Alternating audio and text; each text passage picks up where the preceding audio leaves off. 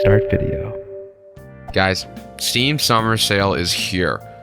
Thriving as always. And your backlog, it's not doing so hot. I know. If you're like me, if you clicked on this video, then come on, you're one of us now. You probably got a dusty rack of video games just sitting there, marinating in a fridge somewhere. I don't know what I'm saying. You get the idea. Honestly, it's not going to change. I'm not going to sit here, lie to you, and tell you that I've got this insane 3-step plan to make you play all your freaking games in one go. Take it, appreciate the lore of every single game there is in existence, and become some kind of lore-walking Giga Chad that knows every niche game community on this planet Earth, and then some. And honest to God, that sounds kind of pretty. Seriously though, if you have anything that looks like this, and I know mine's is not even that crazy. I mean, it's crazy to the average person, but to someone that's chronically online, I can assure you that there are people out there with an even bigger baggage than what I got going on right now. And if you think about it, hear me out, okay? Is it really possible to finish all this shit? So before even double checking, my ass really thought pressing the right arrow key and double tapping skipped the same amount of seconds. It clearly doesn't, so when you watch this bit, just imagine it's really cool, okay? Thank you. Okay, before we move on one, I want you to press the right arrow key or double tap the right on the screen, okay?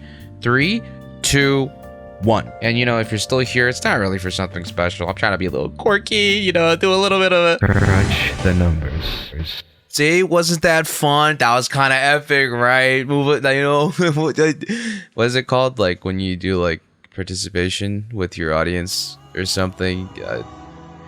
Whatever, it was cool. And if you didn't do it, have we actually like thought about how long it takes to beat everything? I mean, yeah, there's like slot games and stuff that you're never really going to play in there. Some games that are in there are, dead. You can't even access them anymore. But the majority of the games that are there should be games that you want to finish, right? Right? Look, I'm sure we're all familiar with howlongtobeat.com. It's like the holy grail of people who just want to start a game and go, damn, how much of a commitment is this? But to be honest, I don't really like with that mindset that very much. Like, who cares how long it takes to beat the game? Like, why are you trying to min-max your average playtime? Sure, like maybe you're checking to see, is this a game that's reasonably sized? How much content there is in this game? Brother, why does that matter if you're not even gonna play the game in the first place? It's just gonna sit there in your collection. You're gonna buy the game, play for 10 minutes, and it's gonna go back in there in line with everything else that's back there. So, doesn't matter. Just get the game and play the game, okay? Just play it. Do it at your pace. When you finally finish it in like 40 hours or something, you tell your friend and they say they beat it in 10, it's like, okay, bro. You watch videos on like 2 times speed or something? That's not a question. They probably do. Or they like speedrunning. So confirmed Santa's #1 helper is a squirrel. I would really prefer if you would be quiet. And, they don't care for the story, whatever. It doesn't matter if you do it in 40 hours or 10 hours. Whether you are the first person or the second person A or B, what matters is if you had fun or not. If you're person A and you haven't played the game and person B says they finish it in 10 hours, you're going to feel like you have to rush it, right? And you're like, fuck, they finished it in 10 hours? I don't know. And if you try to rush it, you're going to have a bad time. If you're person B and you never played the game and person A tells you that they took 40 hours and you're like, shit, man, that's a long ass game. I'm kind of breezing through this thing though. And you try to like slow down and wind down, you're going to have a bad time. Play the game as you want to play it, right? What pace seems normal to you. And obviously this instruction is very direct. It varies for a lot of different people. People play differently. There's, people who like to explore, people like to get achievements, people like to just do the bare minimum like main story quests or, play the base game only. But the general idea is there. You feel me? But why am I talking about this? Why am I talking about howlongtobeat.com and, you know, checking your hours for an individual game? Did you know? Okay, I didn't know this, but did you know you can check your entire Steam library's like estimated time and how long it takes to beat? And let me tell you, it's bad. It's pretty bad. Looking at my catalog, it's sitting at 876 days and 10 hours total. What? Are you kidding? That's more than 2 years and then some. You know, and they also have my time played for total on my Steam as well, which is like half of that, less than half. It's like a 401 days and 6 hours. And a lot of them are multiplayer, like repeat competitive games. That's a lot of TF2 and Counter-Strike and Gmod. Those aren't story-driven games, dog. Like, I'm literally spamming those games and not playing everything else I have. How Long to Beat doesn't even count those games. They only count the story ones. Dude, don't even get me started with my hours on fucking League of Legends, with my hours on Minecraft. It's freaking Jover, dude. It's freaking Jover. I've been kind of yapping back and forth, but I want to try to be more concise in this second half of the video. So I'm going to break it down into little segments, kind of contradicting about what I was saying earlier about my 3-step plan, but whatever. It's not a one-size-fits-all type thing, but you can kind of use it as a guideline to get somewhere. And I think just starting somewhere is probably a good place to be at. Anyways, we're going to call this step clearing out the noise. I think the first step is understanding that you probably won't be able to finish the entirety of your backlog, at least with all the slop and random games in there. You will probably be able to finish the actual good games you want to finish at some point, but if we keep going through this process of never actually playing the games we purchase, then over time, as we get older and new games come out, this problem is only going to increasingly get harder to tackle. Once you snap out of looking at your library as something to 100%, and instead look at it in smaller chunks, it becomes a lot less intimidating. Even for the people who are achievers and have the urge to 100% everything, collecting trophies, achievements, hardcore, whatever it may be, all it takes is just to start with one game and sticking to it. My advice would be for you to organize your library into games that are finished or unfinished, and then have a separate single list that is exclusive for the current game you are aiming to complete, and another list for the next 5 games that are next in line of the unfinished pool that you are thinking about playing next. That way, you have a clear goal on what you should be doing the next time you open your Steam library. Because every time you're finally on a break and you want to play some games, you open up your Steam library, get overwhelmed, don't even know where to begin, close it, play Minecraft, Roblox, whatever, League, Valorant, instead of actually playing the games you need to finish. Okay, enough about lists. This segment will be called Sticking to It. I mentioned earlier that all it takes is to start with one game and sticking to it.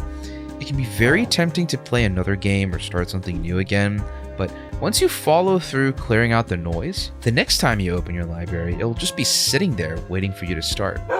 I always recommend finishing what you are playing, but obviously go by the standards that you enjoy. If you start a game and you're not enjoying it and you're 10 minutes, 1 hour, or even 5 hours in, maybe that game's not for you. And you can put that back on the bench until you finally find something that scratches that itch for you. Sometimes you pick up a game just because of popularity or people in your circle raving about it. Don't feel inclined to rush the game and wait for it to get good if the game is not for you. It's totally okay to have your own opinion about a game.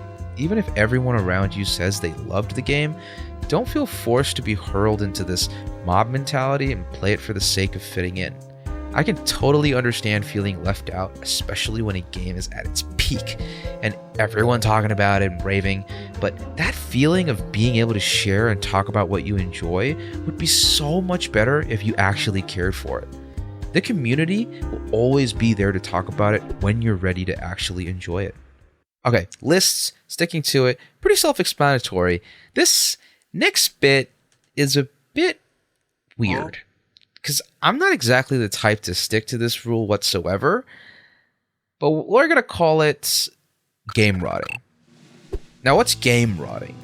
The act of playing the introductions of games and never going past that post-tutorial threshold. I don't know if there's a word for it, so right now we're going to stick with game rotting.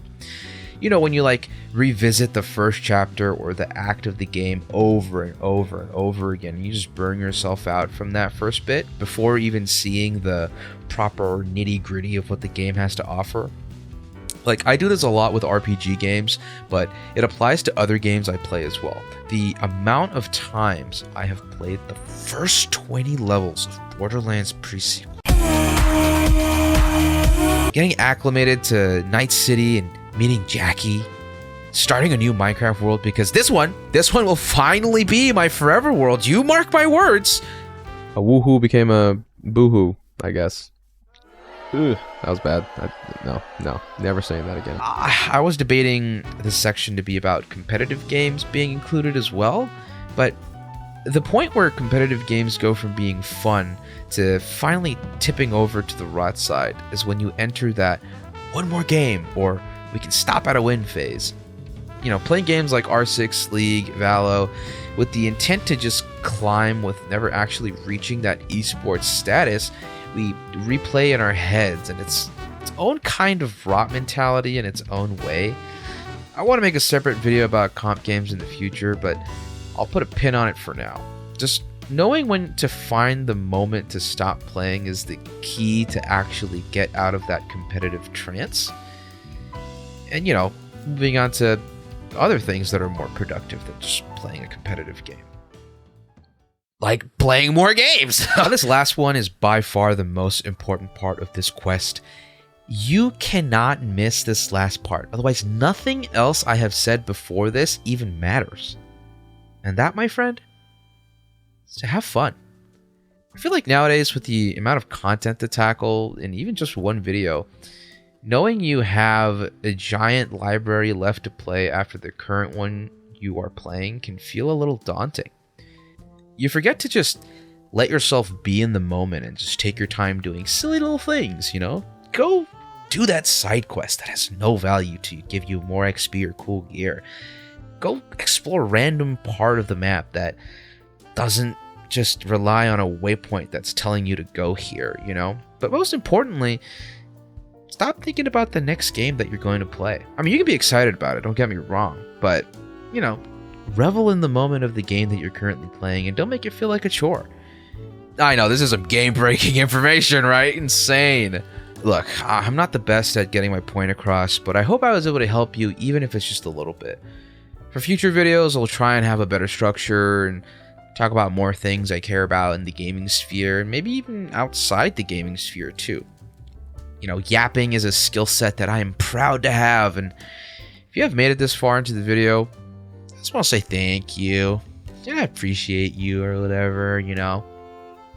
But anyway, see you next time, my friend. And I hope you'll be able to make some progress on that backlog of yours.